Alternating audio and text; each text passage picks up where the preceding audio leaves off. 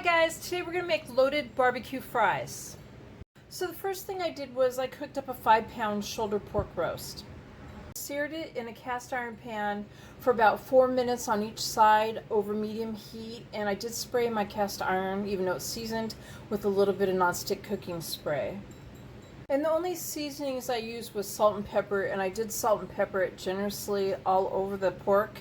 And after I did that, I placed it in a crock pot and I covered it halfway with water, just halfway up the meat. And then I turned it on high and I cooked it for 5.5 hours. Now you could cook it on low for about 8 hours if you wanted to. You want it to be cooked all the way and tender so you can pull it apart with a fork. I removed it from the juice next and then I shredded it. So after you cook it, you do want to make sure also that you remove any bones. Mine had just one little tiny bone in this one. And I didn't remove any fat while I was cooking it. I left the fat on there. It adds more moisture to the meat, more flavor. And when it was done cooking, I did remove some of the fat, but I left some in there. It's up to you. So I've added my meat to the skillet and I've put in barbecue sauce. I put one whole 18-ounce bottle plus another quarter of an 18-ounce bottle.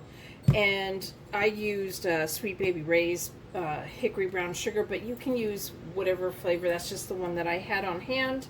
You can use whatever kind you want in this. I'm going to mix this in and I'm going to put it on the burner on low heat and just let it sit there on the stove and stay warm while I cook up the rest of the stuff. There is a lot of meat here. You could probably get 2 meals out of this. Maybe a barbecue pork sandwich with some coleslaw in it. I'll leave a link in the description below to my coleslaw. So I fried up some bacon, 1/2 pound of applewood bacon, and I drained it on paper towel and I crumbled it into pieces not too small.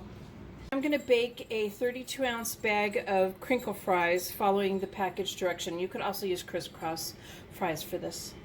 I've shredded 16 ounces of sharp cheddar cheese. This is cotija cheese. I've also shredded that with 2 forks. I have some pickled jalapeno peppers that are medium heat. I'm going to drain those and pat them dry with a paper towel.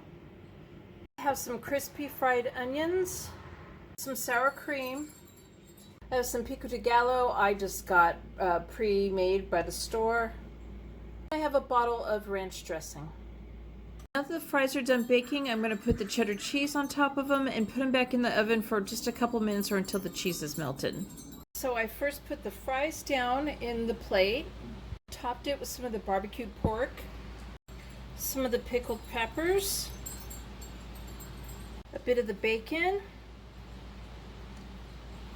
cotija cheese, pico de gallo, some of the crispy fried onions. I drizzled a little bit of the ranch across it and put a blob of sour cream on the top. And there is my loaded barbecued fries. I hope you guys like this video. Please give it a thumbs up and subscribe to my channel. And thank you guys for watching.